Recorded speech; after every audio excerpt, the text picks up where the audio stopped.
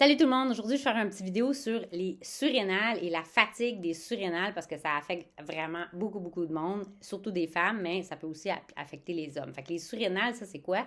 C'est des petites glandes qui sont par-dessus nos reins. Sont responsables de notre métabolisme, sont responsables aussi de notre pression sanguine artérielle puis notre balance d'électrolytes dans le corps. Mais aussi, leur fonction, c'est de produire le cortisol. Ça veut dire que quand on voit quelque chose qui nous stresse, notre corps réagit, il va produire du cortisol. Comme ça, notre glucose qu'on a mangé va se diriger dans nos muscles. Le sang va s'en aller vraiment dans nos muscles pour qu'on puisse courir vite. C'était vraiment ça là, dans l'ancien temps, mais là maintenant, nos stress, c'est pas nécessairement des animaux qui nous courent après. Là. C'est constant notre stress. Dans l'ancien temps, c'était juste de façon spontanée. Des fois, on voyait un animal qui nous courait après, ben on avait ce stress-là. C'était bon. Mais là, le problème, c'est qu'on est en constant stress toute la journée puis toute la soirée aussi. Fait que ça, c'est vraiment pas bon. Puis ça mène à la fatigue des surrénales. Les surrénales aussi, c'est super important pour les femmes parce qu'il y a beaucoup de femmes qui ont des problèmes d'hormones, surtout à la périménopause et la ménopause. Les surrénales, ça va être responsable de produire l'estrogène et la progestérone quand les ovaires vont arrêter de faire leur travail. Là, le problème, c'est que si les surrénales sont déjà comme à terre parce qu'on est toujours stressé puis sont plus capables de produire rien, ils ne pourront pas produire les hormones nécessaires quand ça va être la périménopause et la ménopause. D'où souvent, on a un méchant débalancement d'hormones. L'autre chose que ça fait, ça, c'est que le corps, si nos ovaires produisent plus l'estrogène et la progestérone, puis nos surrénales sont pas capables de produire ça non plus parce qu'on les a trop comme malmenés, ce qu'il va faire, c'est qu'il va trouver un autre moyen d'avoir l'estrogène. Puis le moyen, c'est de savoir un beau beigne autour du ventre, je veux dire autour de la taille. Fait que les femmes qui, à la ménopause, ont un gros ventre, c'est parce que justement, leur surrénale ne fonctionne plus trop bien et leurs ovaires, ben, ne marchent plus non plus. Fait que si on peut s'occuper de nos surrénales, on n'aura jamais ce gros ventre-là. Parce que justement, le gras autour de la taille, ça produit l'estrogène, puis c'est le moyen que le corps a trouvé pour nous garder en vie. L'autre chose que je veux vous dire aussi, c'est que quand on a un stress chronique souvent, c'est que le corps, à un moment donné, les surrénales ne sont pas capables de produire toutes les hormones et les neurotransmetteurs qu'on a besoin. Puis, quand on a toujours le cortisol élevé, ce que ça fait, comme je vous disais plus tôt, c'est que ça empêche le glucose de rentrer dans nos cellules avec l'insuline. Ça bloque l'insuline. Fait que là, le glucose ne va pas dans nos cellules. Il faut que ça reste dans le sang pour qu'on puisse courir vite. Mais ce que ça fait, ça, à long terme, quand on est toujours en situation de stress chronique, ça va mener à de la dysglycémie. Fait que le sucre qui est toujours élevé dans le sang.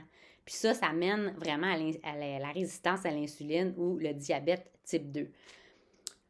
L'autre chose, en plus, quand on dit là, la fatigue des surrénales, c'est que les surrénales sont comme plus capables de faire leur job, sont plus capables de produire les hormones, sont plus capables de produire les neurotransmetteurs. Puis là, on devient là, anxieux, dépressif, on a des sautes d'humeur, en tout cas, toutes sortes de problèmes, surtout qu'on voit chez les femmes entre 40, 50, 60 ans.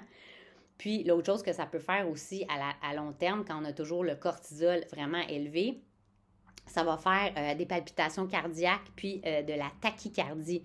Parce que le système sympathique, c'est comme s'il veut compenser pour les surrénales. Fait qu'il va faire battre le corps plus vite, juste pour justement d'essayer de réagir à ce stress-là. Si les surrénales sont plus capables de nous envoyer le cortisol, ben notre corps s'organise pour compenser d'une autre façon, mais ça peut faire des palpitations cardiaques.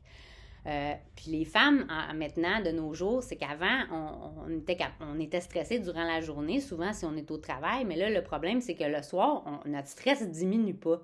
Puis le cortisol, c'est supposé c'est un cycle, ça. Fait que le matin, on est supposé d'avoir le cortisol qui est élevé.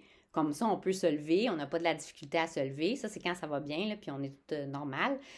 Puis le soir, ben là, notre stress descend, on s'endort, on dort bien. Mais là, maintenant, les femmes qui travaillent, le soir, il faut qu'on fasse le souper, qu'on s'occupe des devoirs, qu'on conduise nos enfants à leurs activités. Notre stress diminue jamais. Fait que ce que ça fait, c'est que notre cortisol, le matin, il n'est pas où est-ce qu'il faudrait qu'il aille. Fait que là, on a de la misère à se lever, on est fatigué. Mais là, le soir, le cortisol il est vraiment élevé. Fait que moi, en tout cas, je expérimente vraiment.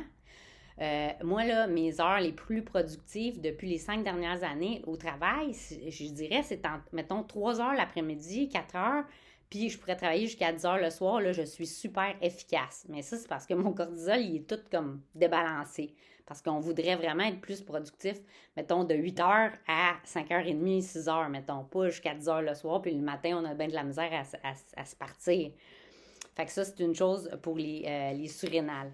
Puis ça fait aussi que les gens sont pas capables, ils ont de la difficulté à dormir. Puis quand on n'a pas un sommeil récupérateur, ben nos surrénales vont encore plus mal. Fait que c'est vraiment important de s'occuper de nos surrénales.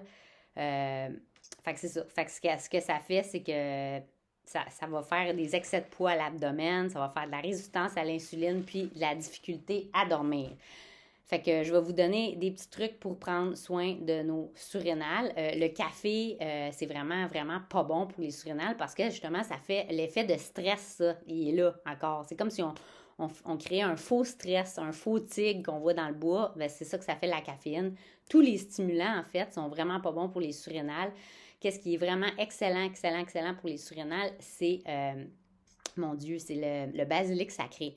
Fait que moi, j'en prends, là, mon Dieu, j'ai bien la misère avec mes mots, là, mais je vais le tulsi, c'est ça. Le tulsi, Tulsy. Vous pouvez en mettre sur vos surrénales, où est-ce que vos reins, puis vous pouvez en mettre en dessous de vos pieds aussi.